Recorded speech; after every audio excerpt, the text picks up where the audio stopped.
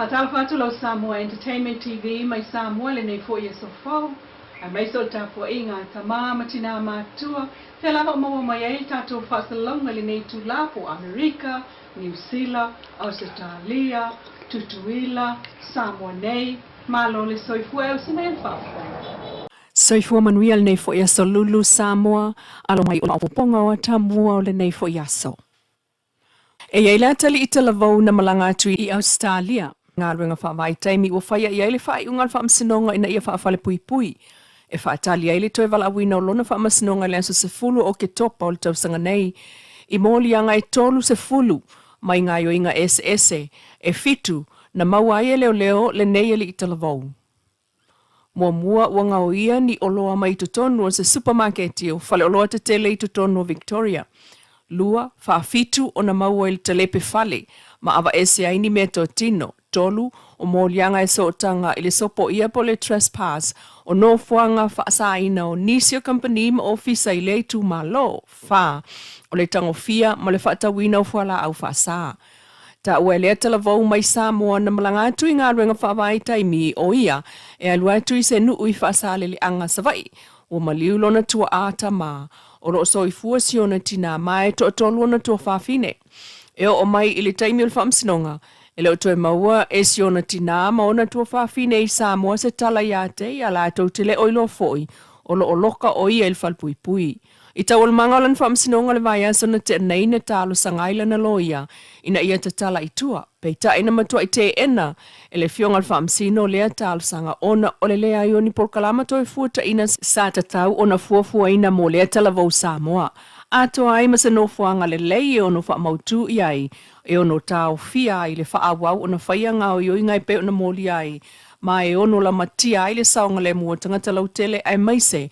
Wa umale au ngalo na visa fai ngā luenga na mawhai ai ona nofo whaatu la whanoina I tutonu Australia. I tō laulangwa ale ofisa o leo leo I leo te lenga o ngāio inga whaasoli tu la whano na whai ai lea talavou. Na whaailo ai o ape lila ili tausanga nei na amata moli ai ngāo yo inga uta ua ilunga. Ma whaalau sa so ai lava o na maua I tutonu o leo no maasina. Ma whaana ua ile au te lenga o moli anga I tolu se fulu ua moli ai. E toi whiutanga ilana loia ma le ofisa whaau o sala Australia le prosecution office. Ma tali ai le awa esea o moli anga se fulu valu. Ai to toi aile se fulu lua. E toi wala wai neimta upu ia o ke topol tausanga nei. Ilunga lava pokalame o ngā ruenga whaavai taimi ma suesu e ngā whaia le Atamua News. I tutonu Australia. O maua nei se vaenga o luita o lo ofenga I pea maalo ma whana wa Samoa mal Pasifika o lo malangatu I ngā ruenga whaavai taimi. Ona, mua, o le whaafitau li onga o lo ofenga I ma Australia. I le toa tele o na tangata nuu ua liitaia, po ua whaasolo fo ina liitaia. Lua, o le ala lea, o le matua whaalangolango ai o le malo Australia I tangata malangatu I tutonu Australia migration ai mai se lava. Ia ilato I lalo ngā ruenga whaavaitaimi mai Samoa, Pasifika ma le atu Europa, ma ilato o lo iaianga wa a whaapitoa special skills. Peitai, o lo o matua I whina wina e le sui o tātou telefou. O lo loto ia I tutonu o ngā ruenga le malo. Manisi o ana paanga mai Pasifika I Fiti, Tonga, Vanuatu, Papua New Guinea. Nisi o mau e whaatau mta upu o tā wanei. Mua, e ova ma le sulfitu biliona o tupe Australia whaamawina, e le italaina I tua unclaimed funds I lalo sa o whanga whaongaonga mōli taia superannuation funds. Lua, pea ma le 12% o nei tino I tupe, e whaasino tonu ia I lato wolo o autova atu I tutonu Australia. I lalo visa le tu mau po temporary visas e awhia I visa wha o tolu mal whavalulua. O lo tele na malanga atua I alo mo whanau a Samoa I tutonu Australia. Peitai o nisi o alo mo whanau a Samoa ma le Pasifika, e malanga atu I ngā ruenga whaavaitaimi Australia e uma le tolu po le whātau sanga o whai ngā ruenga. Mga rue e inal tamau a ingo le tunu e ala I ngā ruenga whaatoanga. Fasi manu manisi, ona toe fo I mai lea I Samoa, ai toe talo sanga la to supa, ina ia tala I tua. Mai se tino I tupe o nei sao whanga na maua I tutonu. O lea whātau sanga na ngalue ai Australia, ma whaaputula na supa. O loo whaamalo sia I tulafono Australia, ai o atu ili taimi e tala ai I tua. e toe TPS e foi. E Australia le 35% o la fonga po tax, ava ese ma le tongi o le aunanga, le service fees. TPS le tutongi o le toe la foina mai ai I Samoa, o le tupe na maua mai le super, le money transfer fee. Ona fatu a maua leo se tupe mama. O le atu la fono le malo Australia ma ngai o inga po le super process. O lo o matua fasilingi ai le whainga pa anga bala lata Australia ma Samoa. O le fasilitele. A whaiolo omtua imana o mia I Australia alo ma whana wa Samoa ma le Pasifika ma langaitu I lalo ngā ruenga whaavai taimi. A whaiolo o whaatino ina e alo ma whana wa Samoa ma le Pasifika ngā ruenga o le ma whaia tangata nu Australia. Ua li taia ma whaasolo ina li taia. O na whaia nei ngā ruenga pefua ma whaalala I whaatoanga. Ai se a, e mawalunga I le la fonga e tipi. I nei sa o whanga o supa, a alo ma whana o Samoa. O lo o tapa iai a inga I Samoa mo se atina e manuia pe a umala tau kon kalate. E ui o whaatu la whanoina I Australia le se 15% e tipi o la fonga o tutongi peita ai. E le o whalewhai ngā ruenga uma o la tau sita ia le pasi ai o lea se 15% o la fonga. Mai tutongi o alo ma whana o Samoa malanga atu I ngā ruenga whaavai taimi.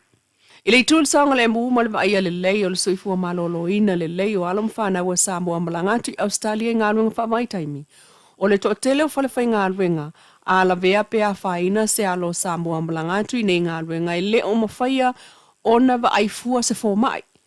Ma e whai lava si taunga tā o le tau e wa ai ai le fōmai, po le whai ai o se whaata le x-ray. O nisi o whalewhai ngā ruenga I Australia, o le mulmulta I tu la whono ngā ruenga. E te tauai I se alo Samoa na malanga atu I ngā ruenga whaavai taimi, ua la vea I le ngā ruenga. O na whaila pepa o ngā ruenga e te tauai o na tuu I lalo le porkalame ua taua. O le puipuinga ma benefiti mai la veanga o ngā ruenga le work cover benefits. Ina ia mautinoa, ua toe mawale malo si ato atoa o lea tangata a o wha ngā solo ai tonga fitinga whaafo mai. Ua peini masini le wha o ngā ina, e nisi o whalewhai ngā ruenga o alo ma whana ua Samoa, ua le whaatawa ina i soifua malolo ina le lei. Ai ua una I le whainga o ngā ruenga I ala le siti ai o ngā ruenga whaatino le aso, le daily targets, ina ia ausia ni numera mawalunga, tele ai tupe a whalewhai ngā ruenga, ai le o si ia totongi o alo ma whana ua Samoa, o lo o wha amasini o na forsi e whaia nei ngā ruenga, e to ai titin tangata siti seni o le tunu, e mawhai o na ngā lulu e ai. O le wha amoe moenga o tātou so upu manisi o alo Samoa, o lo o lalai Australia, o lo o ngafa pea, I le tau fō ia o nei whaafita uli ngā ruenga whaavai taimi, ina ia toe sila to toa al tātou whai ngā malo fōu. Ua tūla I mai, I vāenga tā ua telepe o na tā ua I lunga. E ala I le toe ilo ina o ta iala o le nei polkalama, ai mai se whiutanga inga male malo Australia e ala I nei whaafita uli. Ua whai manisi o māfua anga, I le toa tele o alo mawhanau so sola ese mai a pitanga, toe fōi mai I Samoa. A toa ai manisi, walata I le tolu se fulu, ua mauma waiso I fua ma toe whaafo I mai I Samoa I pusa oti. Ele o se fufua ngā le malo e tā o fitanga ta whai ngā ruenga whaavai taimi. O whaafita uli na tupu mai tau sanga utona ai, le o manatu le malo e au o na whaaleia ma whaawau pea le whaangau yo I mai tua I le fono whaavai, anuu, le piki mai le o whanau e le o whai ngā ruenga e o e ngā lulu e ngā ruenga whaavai taimi, e pei ona tue whaailoa. E le fionga il palmi e lan fon tangam tu stala il vaso tuanai. Oi tu whailele a tātou ngā ruenga whaavai taimi.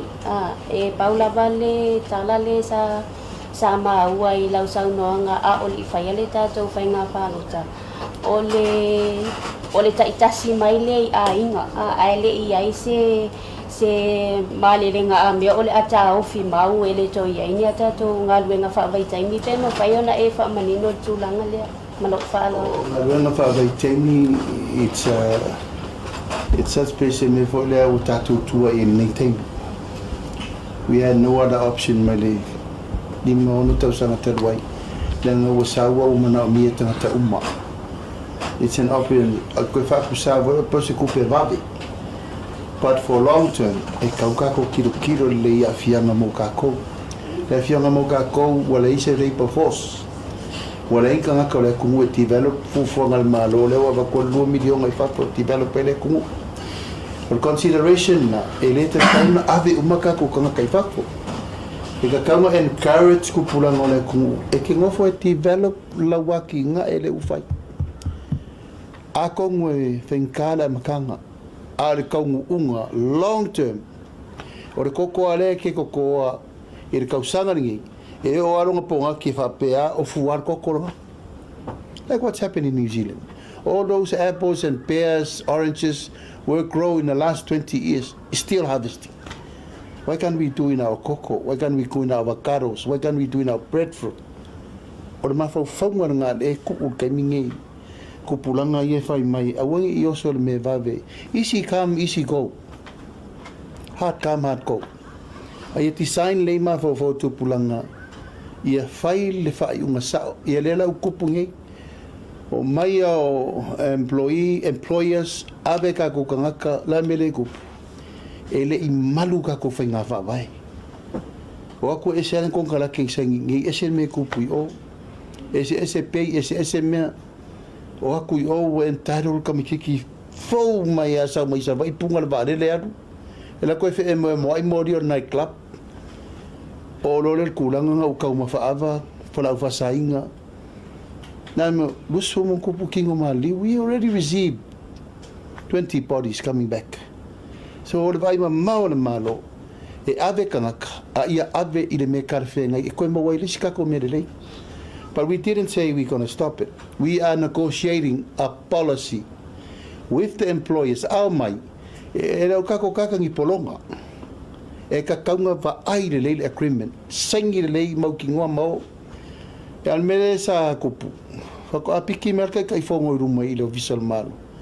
And these are people from all over. E apiki merka kai whongo I ko kongo rungu. E leise si ula vale o le whakari pule mamaru wari I whai pule. That's why walang koe whaafo in ka upu I whono wha mai. Piki me I whono wha vai kanga kai api. A wafo e ke ula vale lo I oki sa ule whakari e kuro wafu rungu. O le ingoa ka ule leia ma discipline til wha makai. Nai pui e mea na pe ngau foi koe ka ua le ua la o le ave ka ko ka e ka whanga wha koe ka ka ngai le nga sao le estimate wala laka le o mo fiku a where wafu. That's 200 per district. 200 young men per district. How can you imagine le no se rau kaure le awore ai mo mari kumalo. It's a huge impact. Ya le la bala ka ke vai u fa ngofia nga mor kanga isa mor kanga suka mor kanga fala maka fa me ai kauleska ko men power but o kupe va veie le ise si alo fiel nga me e kupe pate siria kule manguia pe ngofo e fela wa ki nga Samoa Fiongan palemia la ulen mali e tole o te apola tai vau Force Schmidt. O le whapopongal na o Atamua o le ne yaso le solulu lona lua sulfao se tema. E to e tuli tau mai te milaval nei le aso atai au ai wha asoi fuaya.